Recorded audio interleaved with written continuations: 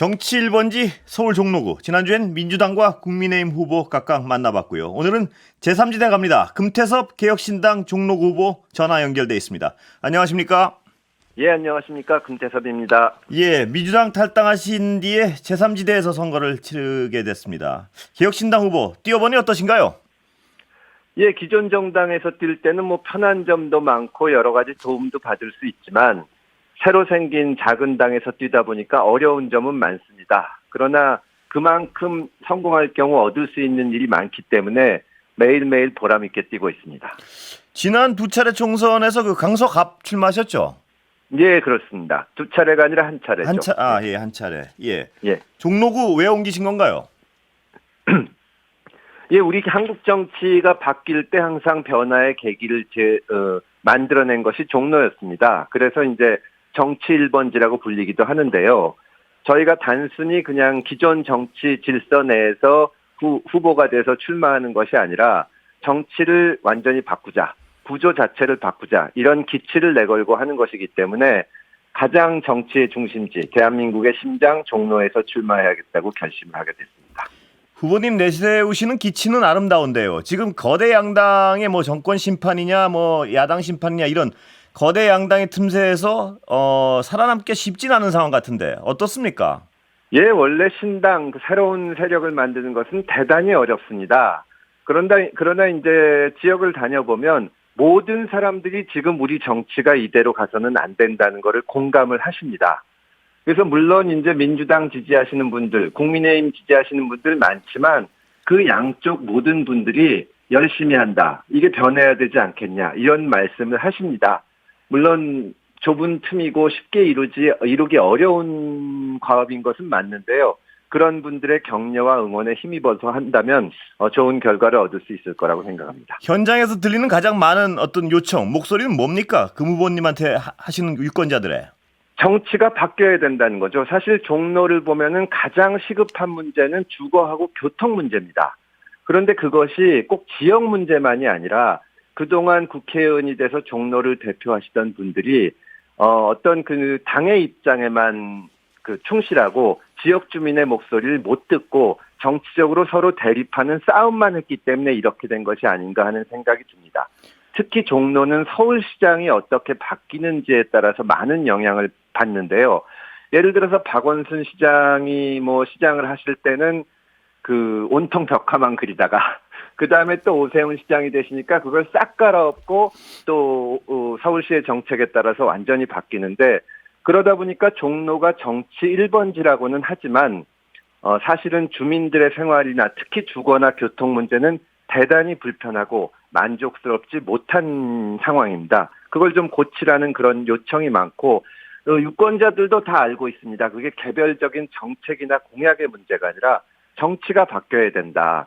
서로 다른 세력이 내놓은 정책이더라도 좋은 것은 이어가고 또 나쁜 것은 고치고 시행착오가 있으면 스스로 낸 것이라도 좀 바꾸고 이래야 되는데 지금은 상대방이 낸 것은 전부 나쁜 것이고 우리가 낸 것이 잘못됐을 때는 수정하려고 안 하고 이러다 보니까 그것이 유권자들의 삶에도 좋지 않은 영향을 미치고 있는 것이죠.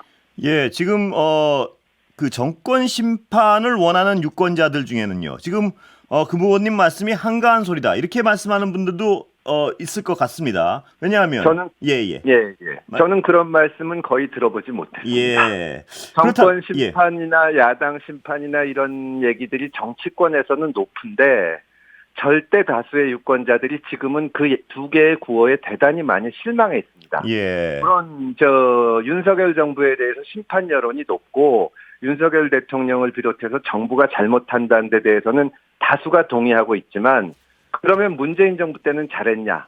5년 전으로 돌아가서 예를 들어서 5년 전 그러니까 몇 년 전으로 돌아가서 민주당이 여당이고 180석이던 시절에는 우리 생활이 조금이라도 편했고 정치가 국민들의 삶을 생각했냐? 거기에 대해서 아무도 긍정적인 답을 안 하시기 때문에 정권 심판해야 되는데 신당 만들어서 이러다 보니까 괜히 상대 쪽 돕는 거 아니냐 이런 말씀들 별로 안 하십니다. 예, 금 후보님은 이 세 후보 중에 어느 쪽의 표를 더 잠식하십니까? 저는 양쪽 다 똑같이 얻으려고 하고 실제로도 그런 결과가 나타난다고 봅니다. 민주당 지지하시던 분들 또 국민의힘 지지하시는 분들은 계속 또 애정도 있고 그런 마음이 있지만 민주당 지지하시던 분들도 지금 이재명 대표가 하는 이번에 공천 파동이라든가 혹은 또 국민의힘에 대해서 무슨 친일파니 이번 총선도 한일전이니 이런 태도에 대해서는 염증을 느끼고 있고요. 국민의힘 지지하시는 분들도 물론 윤석열 정부가 잘 됐으면 좋겠지만 대통령과 용산의 오만과 독선 여기에 대해서는 입을 모아서 잘못했다고 하고 있기 때문에 양쪽 다 기성정치에 염증을 느끼고 있습니다. 예. 그렇다면 민주당을 지지하시는 분들은 어떻게 설득하십니까? 후보님은 만나면. 예. 민주당 지지하시는 분들 아까 말씀드린 그대로 합니다. 지금 윤석열 정부 잘못하는 건 맞습니다. 그러나 이재명 대표가 만약에 지난번에 대통령이 됐으면 달라졌을 것 같습니까? 아니면 문서 위조범으로 2심까지 유죄 판결을 받은 조국 대표가 정권을 잡는다면 뭐가 달라질 것 같습니까? 이제는 정치를 바꿔야 됩니다. 이렇게 얘기를 하면 다 고개를 끄덕끄덕합니다. 예. 윤석열 대통령만 몰아내면 탄핵하면 좋아질 거다. 이렇게 말씀하시는 분들은 없습니다. 그렇다면 국민의힘 지지하시는 분들은 어떻게 설득하나요? 국민의힘 지지하시는 분들은 똑같이 말씀드리죠. 지금 윤석열 정부를 만약에 돕기 위해서 뭐 다들 저도 국민의힘 들어가고 이래가지고 힘을 모아줘서 과반수가 된다면 과반수 의석까지 차지한다면 윤석열 대통령이 어떨 것 같습니까? 지금 선거를 앞두고 한동훈 비대위원장 내세워서 조금 좀 유화적인 정책도 펴는 것 같지만 본질적으로는 자기 마음대로 하고 독선하고 측근만 챙기고 이런 게 달라지겠습니까? 그럼 거기에 대해서도 역시 끄덕끄덕 하시죠. 예, 아까 조국 혁신당에 대해서는 비판을 하셨는데요. 그렇다면 왜 국민들이 어떤 예상 외에 많은 지지를 보낸다고 평가하십니까? 지금 우리 정치가 어떤 좋은 정치를 고를 수 없고 덜 나쁜 정치를 찾는 거거든요. 말하자면 조국 대표가 당을 만들었는데 유죄 판결도 받고 문제가 있는 거를 많은 유권자들, 야당 지지자들도 압니다. 그런데 이재명 대표가 한 거는 더 이해할 수가 없기 때문에 민주당 표가 글로 가는 거거든요. 사실 조국 전 장관은 이제 정치인으로서 일정 수의 팬덤도 있고 하지만 지금 조국 혁신당을 찍겠다고 나서는 분들이 조국 대표나 그 당에서 어떤 희망을 보는 것이 아니라 윤석열 정부는 너무나 잘못하는데 민주당의 이재명 대표가 이끄는 민주당의 표를 줘서 문재인 정부 시절로 돌아가도 희망이 없을 것 같고 그러다 보니까 갈 데가 없어서 가는 겁니다. 그런데 제가 금무원님 말씀을 잘 들었는데 그런 분들이 왜 금무원님한테 안 가고 조국 땅에 갑니까? 지금 아직까지는 이제 양당 정치는 사실상 우리 사회에서 우리 공동체에서 역사적인 소임을 다하고 사라져야 되는데 아직까지 현실의 벽이 대단히 높습니다. 사실은 제가 지금 말씀드린 논리대로 한다면 이번에 신당이 뭐 제1당이 되고 바로 집권을 노리고 그래야 되지만 이제 막 생긴 데 대해서 유권자들이 충분한 믿음을 가지지 못하고 또 저희도 부족한 점이 많고 그런 점들이 있어서 아직까지는 지지세가 충분히 나오지 못하는 겁니다. 예, 그런데 제가 어떤 관찰자로서 쳐다보기에는 우려는요. 제가 아는 제3당에 대한 우려는 처음에 어떤 비중보다 더 줄어드는 모양새랍니다. 이 추세선이요. 왜 이렇게 됐다고 보십니까? 네, 그 점에 대해서는 저희도 이게 처음 시작하는 일이기 때문에 여러 가지 시행착오도 있었고 특히 뭐 빅텐트를 한다고 뭉쳤다가 갈라지고 하는 과정에서 유권자들이 기성정치와 큰 차이가 없지 않냐 이런 실망도 하시는 것 같습니다. 저희로서는 여러 가지 환경이나 조건을 이유로 들 수 있지만 무엇보다도 저희가 부족했다고 반성을 합니다.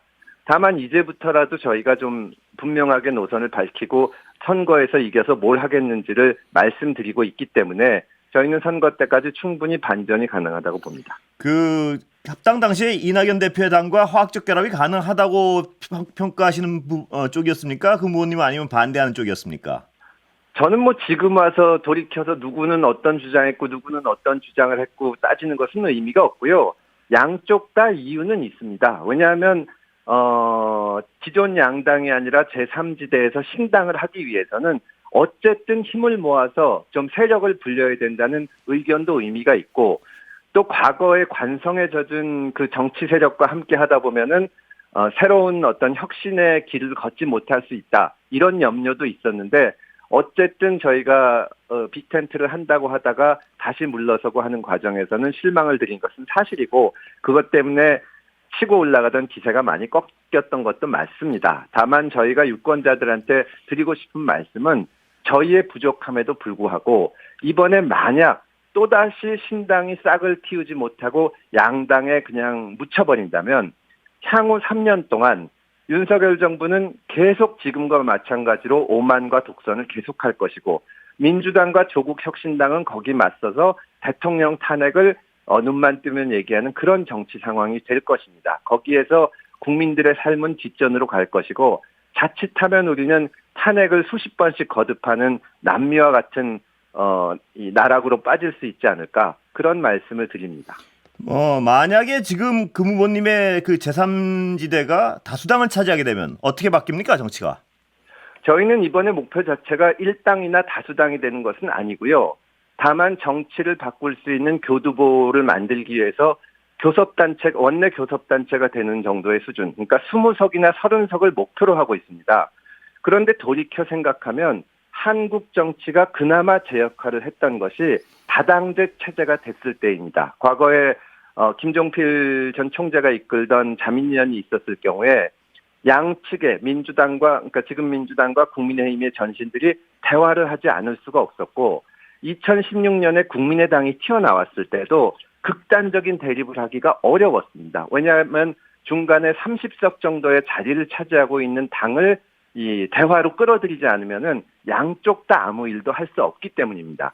지금 양당 체제 하에서는 상호 간의 대화 자체가 전혀 없습니다. 윤석열 대통령이 취임해서 거의 한 2년이 지나도록 이재명 대표와 만나거나 혹은 진지하게 우리 사회가 부딪힌 문제를 해결하기 위해서 서로 의견이 다르더라도 대화를 나눈 적이 한 번도 없지 않습니까?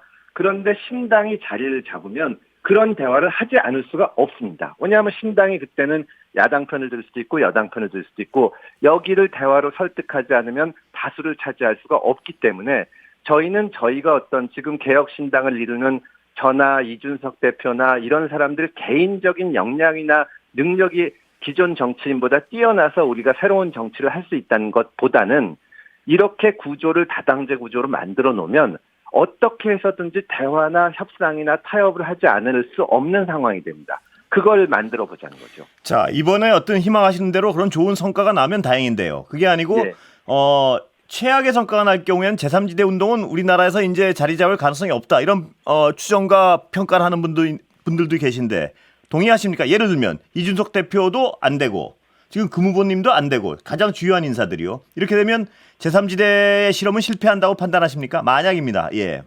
이게 실험이 아니라 저희가 능력이 부족하고 잘 못해서 이번에 실패하더라도 그럼 양당 체제로 지금처럼 민주당은 국민의힘을 친일파라고 부르고 국민의힘은 민주당 좋아하시는 분들을 반국가 세력으로 밀어붙이면 우리의 미래는 없습니다. 그러니까 제3지대는 신당을 만들어서 새로운 세력을 만들어서 정치적인 구조를 바꾸는 것은 이번에 하고 성공하거나 실패하는 실험이 아니라 대한민국 정치가 나가야 될 거의 유일한 길이라고 봅니다. 이번에 실패하더라도 그런 움직임은 계속될 겁니다.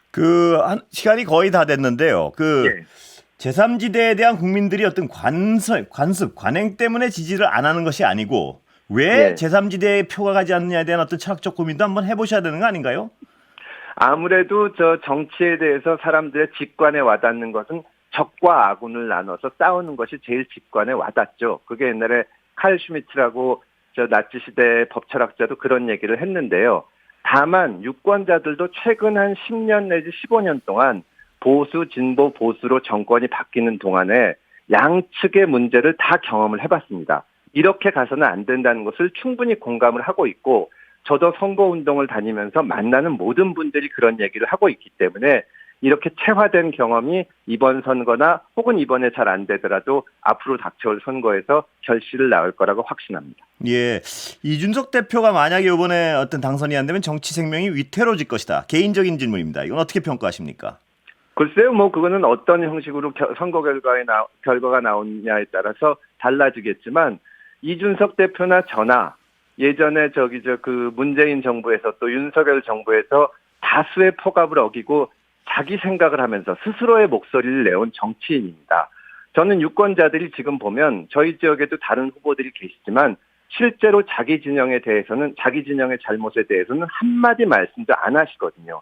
사실은 이준석 대표나 저나 스스로 그 우리 편의 문제에 대해서도 얘기를 하고 또 어떤 그 탄압이나 압력 같은 데 굴하지 않고 자기 목소리를 내온 정치인입니다. 이런 사람들은 끝에 가서 반드시 빛을 본다고 생각합니다. 예, 그 제3지대에 계신 분한테 어떤 정책이나 객관적인 사안에 대해서 좀 여쭤봐야지 뭐가 다른지 알 수 있을 것 같아서요.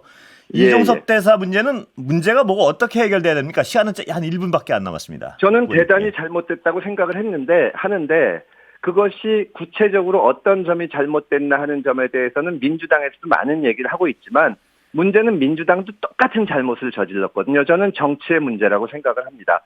조국 대표도 그 문제를 굉장히 비판을 하지만 사실은 자기가 권력을 가졌을 때는 감찰무마 사건을 저지른 사람이거든요. 양쪽이 다 자기 잘못은 안 살피고 정권을 잡을 때마다 똑같은 잘못을 반복해 나가는 것. 이것이 우리 정치의 문제고 비극입니다. 예, 그렇다면 어떻게 해결돼야 되나요? 이종섭 대사 문제는 보시기에. 그러니까 이 문제 자체는 뭐 나중에 사법적인 처벌이 있을 수도 있고 당연히 공수처 조사를 받아야 되는데 이런 문제는 앞으로도 계속 생길 겁니다. 민주당이 그렇게 박근혜 정부의 블랙리스트를 비판했는데 자기들이 정권 잡고 블랙리스트 만들어서 또 장관이 구속되지 않았습니까? 그리고 그때 앞에 나가서 선봉장 역할을 했던 윤석열 대통령이 수사 방해를 지금 하고 있는 겁니다. 이거는 이종섭 대사 사건 하나를 해결할 것이 아니라 우리 정치의 구조를 바꿔서 이런 일이 반복되지 않고 자기 편이라도 잘못하면은 반성하지 않을 수 없는 그런 풍토를 만들어내야만 해결이 가능합니다. 예, 금의원님 오늘 여기까지 듣겠습니다. 장시간 감사합니다. 예, 감사합니다. 예, 고맙습니다. 금태섭 개혁신당 종로구 후보였습니다.